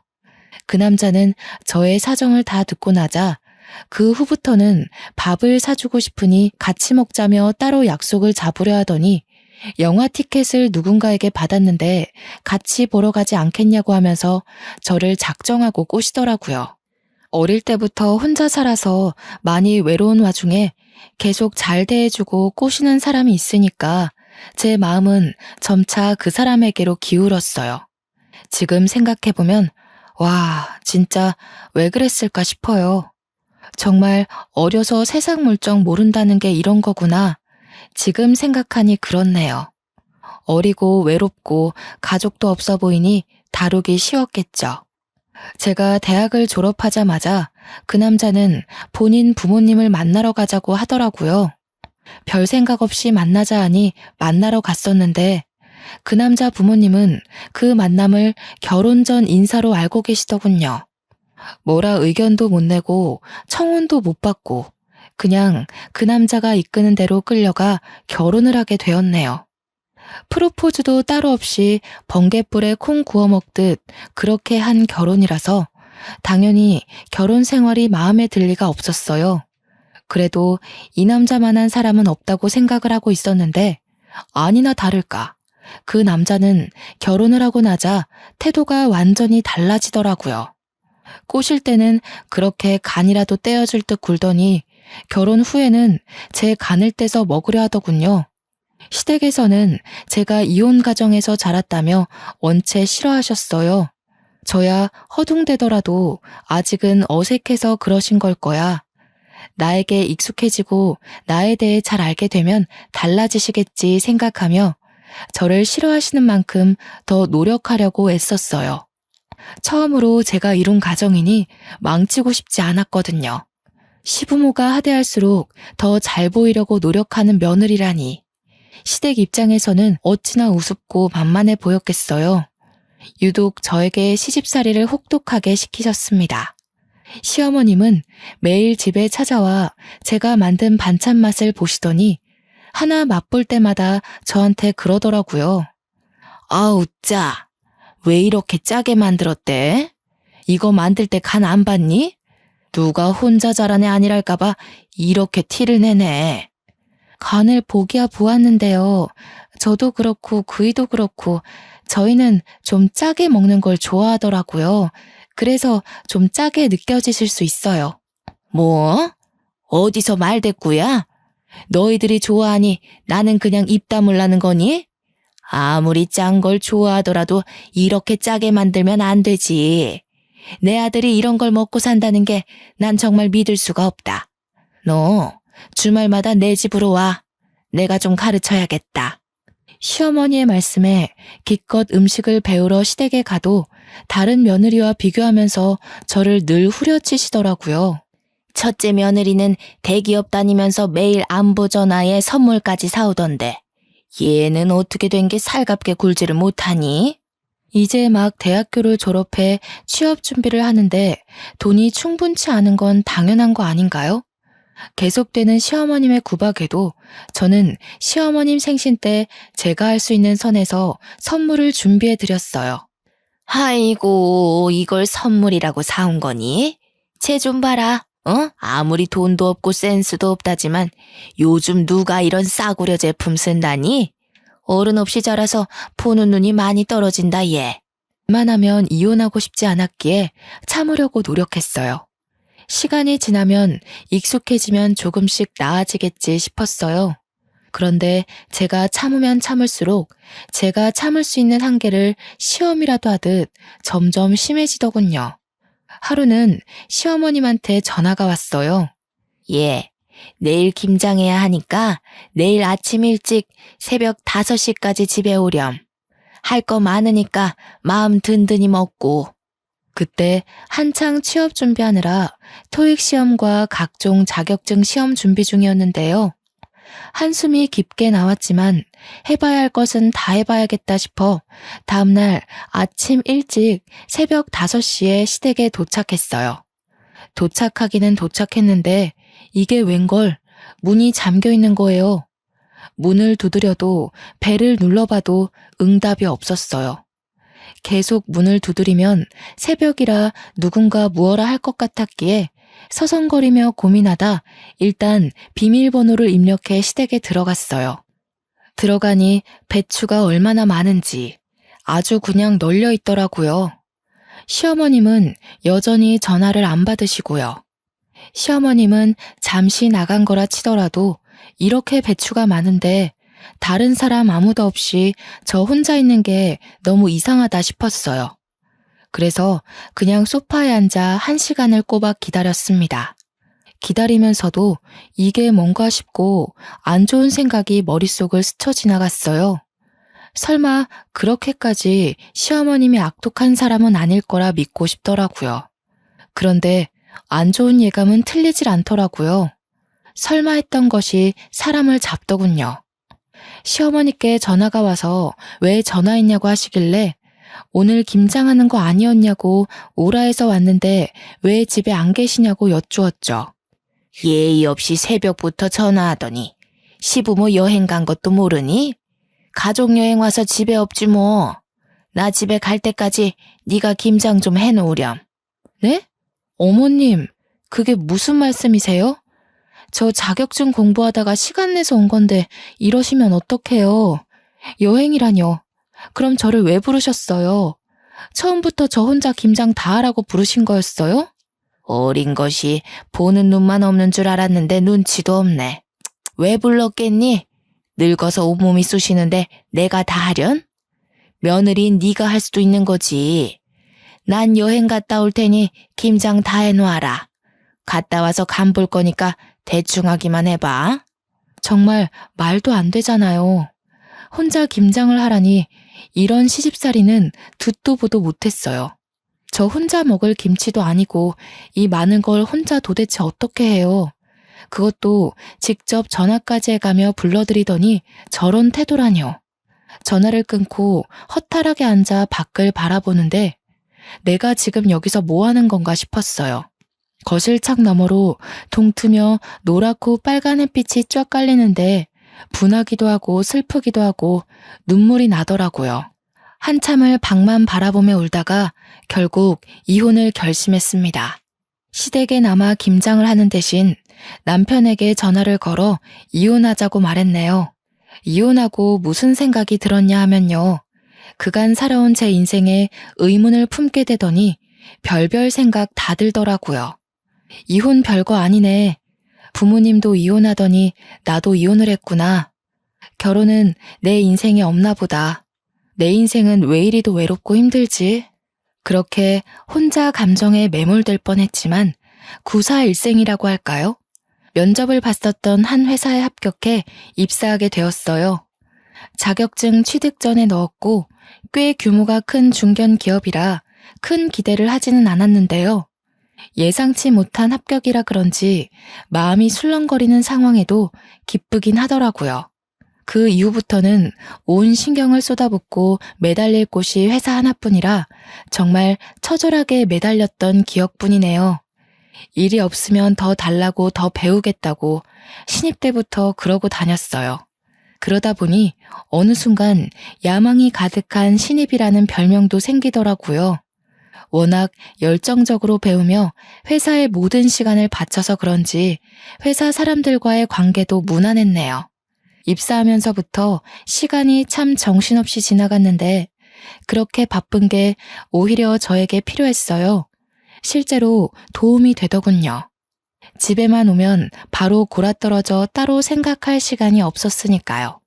그런데요, 잊어버리는 게, 피해버리는 게 모든 걸 해소하는 건 아니잖아요. 너무 감정을 억누르며 일만 하고 살아왔던 탓일까요? 적어도 일은 내가 하는 만큼 돌아온다고 생각했는데 저의 개인 시간마저 빼가며 열심히 일했던 것이 3번의 승진 누락으로 돌아오더군요. 처음 한두 번 정도야 당황스러웠지만 그럴 수 있지 하고 넘어갈 수 있었어요. 3번을 승진해서 누락시키니까 제가 일을 못하는 편도 아니고 너무 황당하더라고요. 승진 누락 결과를 출장지인 제주도에서 확인했었는데 마냥 기다리다가 회사로 돌아가서 물어보기엔 열불이 나더군요. 마침 같이 출장 왔던 부장님이 옆에 계셔서 바로 여쭤보니 하시는 말이 나야 뭐 수미 씨가 워낙 일을 잘하니 승진 때마다 수미 씨를 밀어줬지. 근데 임원들 생각은 그게 아닌가 보더라고. 너무 예민하게 받아들이진 말고 수미 씨가 아무래도 이혼도 했었고 딱히 책임질 가족이 있는 게 아니잖아. 임원진들은 워낙에 또 보수적이니까 가정이 있는 남자를 밀어주려 하더라. 부장님 말씀을 듣는데 한마디 한마디가 속이 쓰리더라고요. 부장님은 본인이 힘이 없어 미안하다며 위로를 해주시려 했는데 딱히 위로가 되지는 않았어요. 이혼해서 또는 책임질 가족이 없어서 이런 개인적인 이유로 저의 발목을 잡았던 일이 이번 한 번만 있는 건 아니었거든요. 학창 시절에는 부모님의 이혼이 저에게 큰 걸림돌로 작용했어요. 지금이야 이혼이 흔해졌다지만 제가 학교에 다닐 때까지만 해도 아니었던 터라 부모님이 이혼했다 하면 선생님들부터가 편견에 가득한 시선으로 저를 바라보곤 했어요. 시험에서 성적이 조금이라도 안 좋게 나오면 쟤도 그렇게 노력하더니 이혼 가정이 내는 어쩔 수 없네 라는 식으로요. 시간이 지나 극복했다고 생각했는데 직장 생활에서조차 되풀이 되다니. 심지어 학창 시절 땐 시선뿐이었지 이건 뭐 여자라서 책임질 가족이 없어서 이혼해서라니. 저는 저를 책임지고 있는데요. 정말 무슨 상관이죠? 도대체 언제가 되어야 이런 차별적인 것에서 벗어날 수 있을까 싶었네요. 일하던 중이라 제대로 감정을 풀지도 못한 채 출장을 끝내고 제주도에서 집으로 돌아오는 날이었어요. 김포공항에서부터 운전을 하며 집으로 가는데 찜질방 간판이 보이더라고요. 내일 주말이겠다. 저기서 몸을 좀 녹일까 하다가 찜질방이라고 하니 문득 옛 생각이 나더군요. 충동적으로 차를 돌려 오랜만에 고향을 한 바퀴 둘러보기로 했어요. 늦은 밤 김포공항에서 출발해 고향에 도착하고 보니 새벽이더라고요. 배는 고프고 잠은 오고 일단 뭐라도 좀 먹고 싶어서 문 연 음식점을 찾아보는데 근처에 햄버거 집이 하나 있더군요. 일단 배가 너무 고프니 햄버거를 포장해 간단하게 먹고서는 보이는 아무 데라도 들어가 잠이나 자야겠다 생각하고 갓길에 차를 잠시 세워두고 갔다 왔죠. 봉투를 달랑이며 차를 향해 걷는데 처음엔 꿈꾸는 줄 알았어요. 분명 제가 햄버거를 사러 갈 때까지만 해도 차 하나 없는 텅텅 빈 도로에 사람 한 명 없었거든요. 근데 제가 햄버거를 포장하고 나오자 저 멀리 횡단보도에 뭔가 보이는 거예요. 원래 있었나? 내가 못 본 건가? 아니면 내가 귀신에 홀렸나? 하고 일단 차에다 햄버거를 놓고선 천천히 다가가는데 가까이 다가가면 다가갈수록 사람의 형상인 게 느껴졌어요. 아저씨에서 할아버지 그 애매한 나이대의 아저씨였는데 깜깜한 새벽에 모르는 사람이 제 앞에서 피를 흘리며 쓰러져 있는 걸 보니까 잠도 확 깨고 정신이 아찔하더군요. 직감적으로 이건 뺑소니다 싶어 덜덜 떨리는 손으로 112에 신고했습니다. 얼마 안 있어 구급차와 경찰차가 오더라고요. 제가 살아온 인생을 되돌아보며 우울한 감정에 빠져 있으려고 했는데 이 새벽에 도대체 이게 무슨 일인지. 세상은 저에게 우울해할 시간을 주지 않으려고 했나 봅니다. 저는 신고자로서 최대한 협조하기 위해 같이 병원에 갔습니다. 응급실에 도착하니 상황은 긴박하게 흘러가더라고요. 아저씨는 바로 수술이 필요한 상황인 듯 주변이 분주했고 아저씨의 소지품을 통해 신분을 조회하고 가족에게 연락하느라 바쁜 듯 보였어요. 머뭇대며 근처를 맴도니 저보다 어려 보이는 경찰관이 말을 걸어주더라고요. 신고자분 맞으시죠? 사건 조사에 협조 부탁드립니다. 뺑소니 사건으로 신고하셨는데 직접 목격한 것인지요? 아니요. 제가 햄버거를 사러 잠시 갓길에 차를 세웠는데요. 포장하고 오니 저 멀리 횡단보도에 사람이 쓰러져 있더라고요. 가까이 다가가니 뭔가 뺑소니 사고 같길래 바로 신고했어요. 네, 알겠습니다. 혹시 자차에 블랙박스가 설치되어 있으신가요? 블랙박스 영상 확인 한번 해보아도 되겠습니까? 경찰관에게 괜찮다, 최대한 협조하겠다 말하려던 순간 아저씨의 가족으로 추정되는 아주머니와 한 남자가 응급실로 급하게 뛰어들어오더군요. 어찌나 급하게 오던지 응급실 안 모든 사람의 시선이 그쪽으로 몰릴 정도였어요. 아저씨의 아내로 추정되는 아주머니는 온 얼굴이 눈물로 젖어 있었습니다. 아주머니는 병원 접수대에 무어라 말을 하시더니 아저씨가 수술실로 들어갔다는 걸 아셨는지 어쩔 줄 몰라 하며 아들로 추정되는 남자의 손만 붙잡고 계셨어요. 남자는 그런 아주머니의 손을 꼭 붙잡고 경찰관을 향해 다가오시더라고요. 경찰관은 그 남자의 얼굴을 보자마자 눈을 동그랗게 뜨더니 남자를 향해 거수 경례 후 아는 척을 하더군요. 딱 보니까 그 남자도 같은 경찰인 것 같더라고요.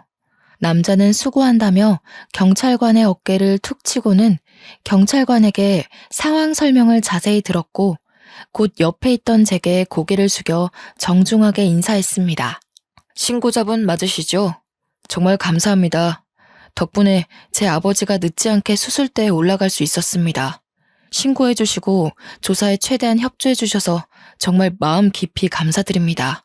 그러고선 능숙하게 제 블랙박스 영상을 잠시 확인하겠다며 양해를 구하고는 블랙박스를 돌려보기 시작하더라고요. 아주머니는 그런 남자 옆에서 머물며 저의 손을 꽉 잡으며 저에게 연신 고맙다는 인사를 하셨어요. 솔직히 제가 한 것에 비해서 감사 인사를 과하게 받는 느낌이라 민망하기도 하고 뿌듯하기도 하고 복잡 미묘했네요. 다행히 저의 블랙박스에 뺑소니 사고가 노골적으로 찍혀 있더라고요. 조금이라도 멀거나 가까웠다면 못 찍었을 각도로 정말 미세하게 오른쪽 위 구석에 사고 영상이 찍혀 있었네요. 제가 직접 목격한 것도 아니라서 혹여나 블랙박스에도 사고 영상이 안 담겨 있으면 어떡하나 내심 걱정을 했었는데요. 그런 제 걱정을 날려버리기라도 하는 것처럼 결정적 정보마저 보이더라고요.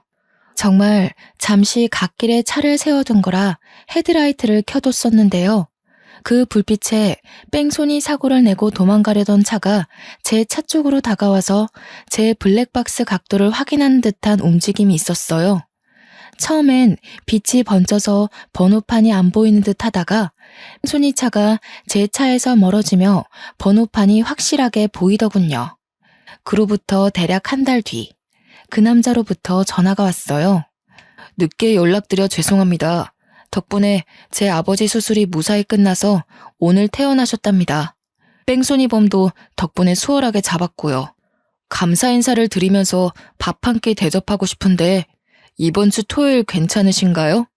정말 다행이네요. 퇴원 축하드려요. 이번 주 토요일에 따로 약속이 없어서 시간이야 괜찮은데요. 제가 그쪽에 살고 있지 않아서요. 마음만 감사히 받을게요. 제 아버지 생명의 은인이신데 밥 한 끼 대접할 수 있게 해주세요. 거리가 멀어 그러는 거라면 지금 사시는 곳 근처 식당에 예약하겠습니다. 제대로 감사 인사를 할 기회를 주셨으면 합니다. 제 아버지도 꼭 직접 뵙고 싶다고 하셔서요. 간곡히 부탁하시니 마냥 거절하기가 죄송스럽더라고요. 그렇다고 저는 서울에 사는데 이제야 막 퇴원한 환자를 모시고 서울까지 그 먼 거리를 올라오라고 하기에도 못하고요. 결국 서울과 제 고향 그 중간쯤에 위치한 한정식 식당에서 만나 뵙기로 했네요. 그렇게 토요일 식당에 도착하니 먼저 와 계시더라고요. 문을 열고 예약한 방으로 들어갔는데 아저씨와 아주머니가 저를 보자마자 벌떡 일어나시더니 제 양손을 붙잡으시며 감사 인사를 하셨어요. 아니, 제가 한낮에 이렇게까지 감사 인사를 받은 건 처음이라 몰랐는데 이게 생각보다 쑥스러운 일이었어요. 손을 내저으며 아니에요, 다행이에요 하며 자리에 앉는데요. 그때 그 응급실에서는 이런 생각할 여유가 없어 몰랐는데 왜인지 모르게 아저씨와 아주머니가 어디선가 뵌 것 같은 낯선 기분이 들더라고요. 내 착각인가 싶어 일단 밥을 먹으며 대화를 이어갔어요. 맛있더라고요. 여러 얘기를 하던 중 아저씨와 아주머니가 찜질방을 운영하셨다는 말에 순간 하고 예전 가출했었을 때의 기억이 머릿속을 스쳐 지나가더군요. 정말 혹시나 하고서 여쭤보았어요. 예전에 찜질방을 운영하셨다고 하셨잖아요. 그거 그 동네에서 하셨던 건가요? 저 정말 혹시나 싶어 여쭈는 건데 혹시 예전에 한 학생을 구하신 적 있지 않나요? 응? 그렇지요. 그 찜질방 터가 희한했는지 이가 몇 번 그랬던 적이 있네요. 근데 그건 왜 물어보시나요?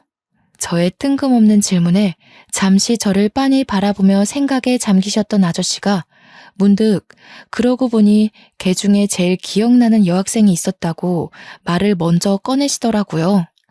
정말 어린 학생이었는데 가출이라도 했는지 며칠 동안 찜질방에 머물더군요.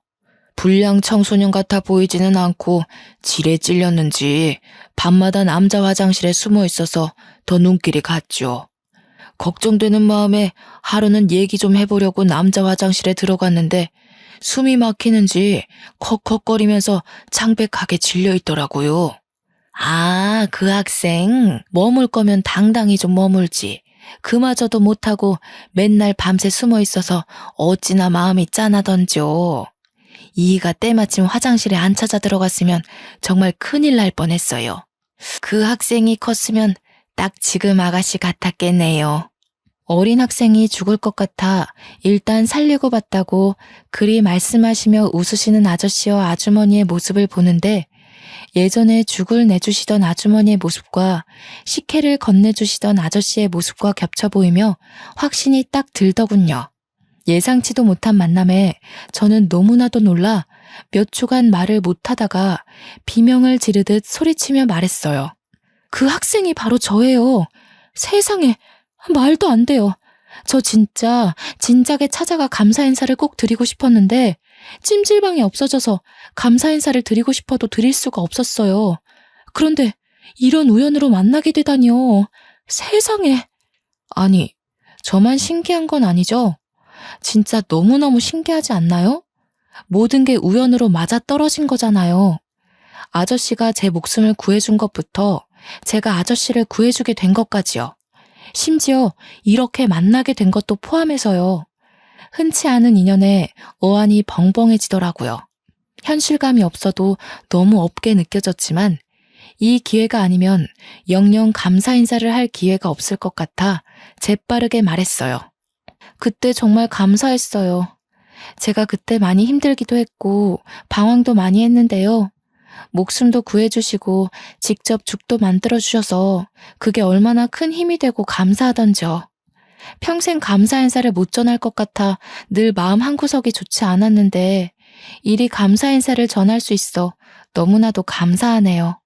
아주머니와 아저씨는 잠시간 어리둥절해 하다가 거짓말 하는 거 아니고 진짜냐며 이게 무슨 인연이냐며 놀라워 하시더라고요.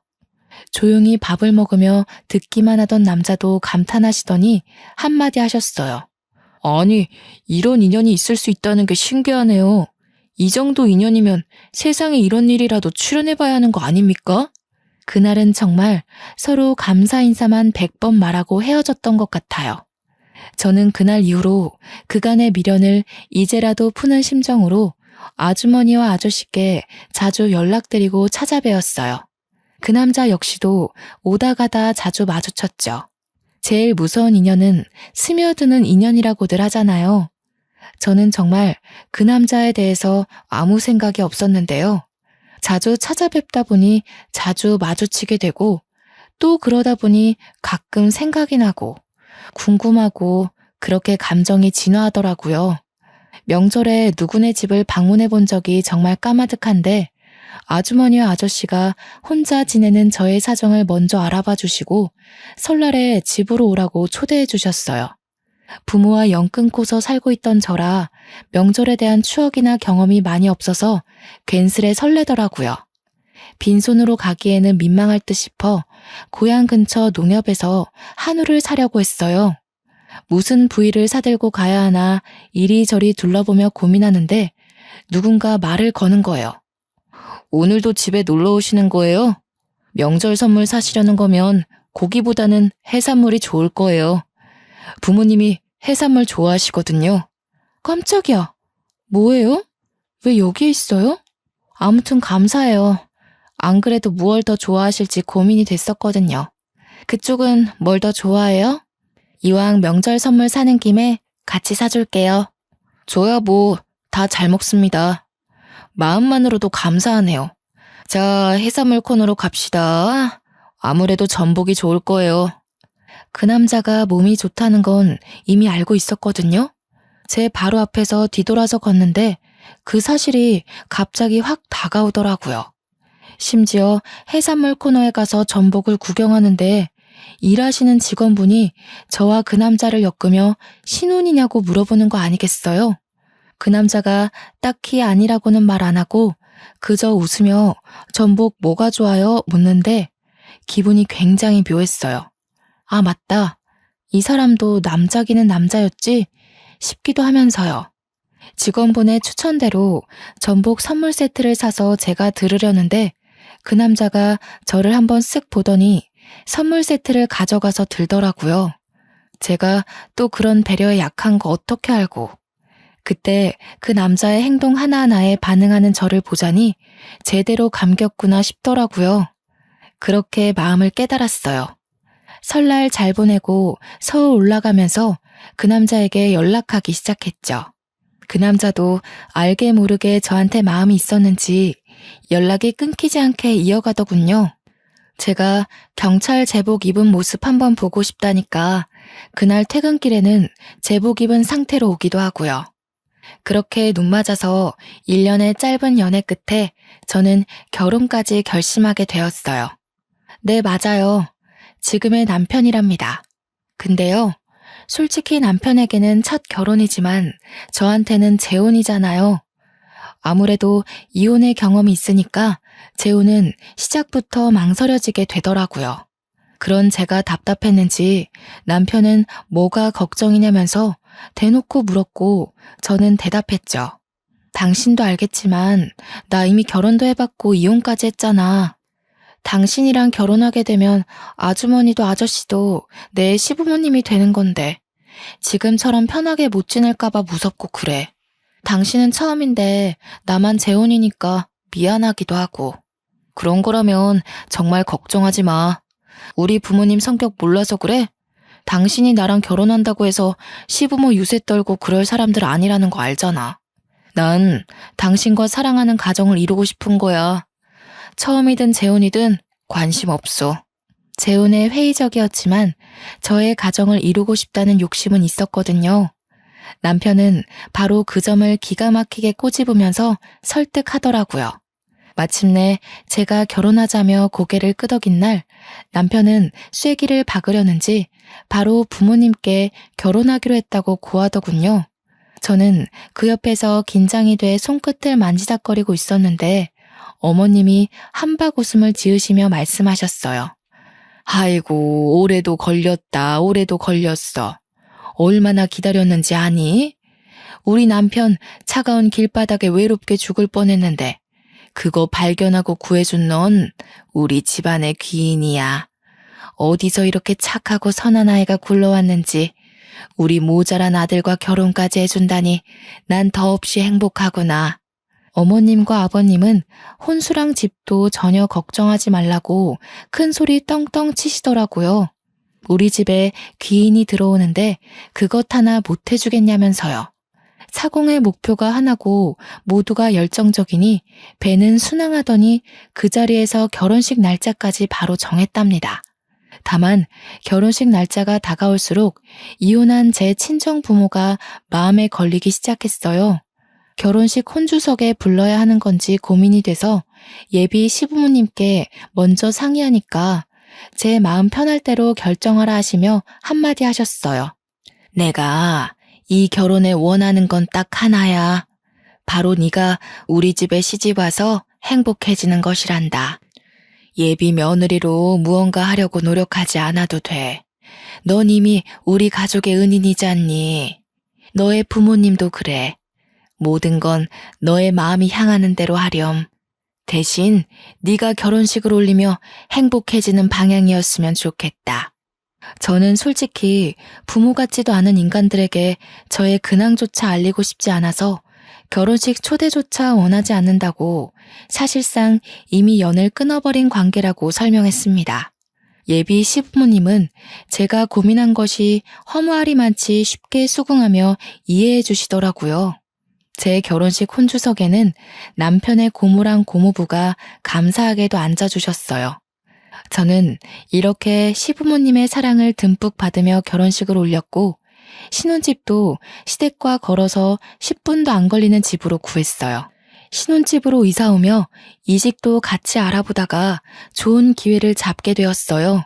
전 회사에 비해 꿀리는 회사도 아닌데 직급도 하나 올리고 연봉도 꽤 받으며 행복한 이직까지 성공했네요. 지금의 시부모님은 정말 저를 사랑하고 아껴주시는 게 느껴져요. 이혼하기 전에 저였다면 미쳤다고 시댁과 그리 가까이 사느냐 했을 텐데요. 제가 자발적으로 신혼집을 시댁과 가까이 구한 건 아무래도 이유가 있겠죠. 어머님은 매일 제가 좋아하는 반찬을 하나씩 만드셔서 신혼집에다 갖다 주셔요. 아버님은 식혜를 새로 만들 때마다 갖다 주시고요. 두 분이서 나란히 우리 부부의 냉장고를 열심히 채워주십니다. 친부모에게 효도하고 지내면 복이 들어온다던데 저에게 해당되는 말은 아니었나 봐요. 생각해보면 저는 그 말과는 반대로 친부모와의 관계를 끊어내고 나서야 다음 모든 것이 잘 풀리기 시작한 것 같거든요. 처음 찜질방 사장님 부부를 만났을 때만 생각해도 그래요. 그때 친부모와 함께 멀쩡하게 잘 살았으면 만날 일이 없지 않았을까요? 결과론적인 생각일 수도 있지만 그때 친부모가 저를 방치하지 않고 각자의 삶을 택하지 않았더라면 저는 가출을 결심하지 않았을 거라 생각하거든요. 그렇지만 결론적으로 친부모는 저를 방치했고 각자의 삶을 택함으로써 제가 가출을 결심했고 그 덕분에 이런 인연을 만나게 되었다는 것이 정말 신기해요. 계란에 숨 막혀 어쩔 줄 몰랐던 저의 목숨을 살려준 아저씨의 은혜를 제가 죽기 전에 갚을 수나 있을까 생각하곤 했는데 10몇 년이 지나고 나서 뒤늦게 조금이나마 은혜를 갚을 수 있을지 누가 알았겠어요. 지금까지 제가 겪어온 과정과 인생을 보면 처음에는 좋고 싫었던 것들이 어느 순간 반대되어 있는 걸 많이 겪었거든요. 인생사 어떻게 될지 모른다는 말이 이런 뜻이었구나 싶기도 하더라고요. 저 이제는요, 과거는 과거인 채로 두려고 해요. 사회도 그렇게 생각할까 싶기도 하지만 이젠 신경 안 쓰려고요. 지난 날은 지난 날로 겪었던 힘듦은 뒤로 한 채 현재의 삶에 더 집중하기로 했어요.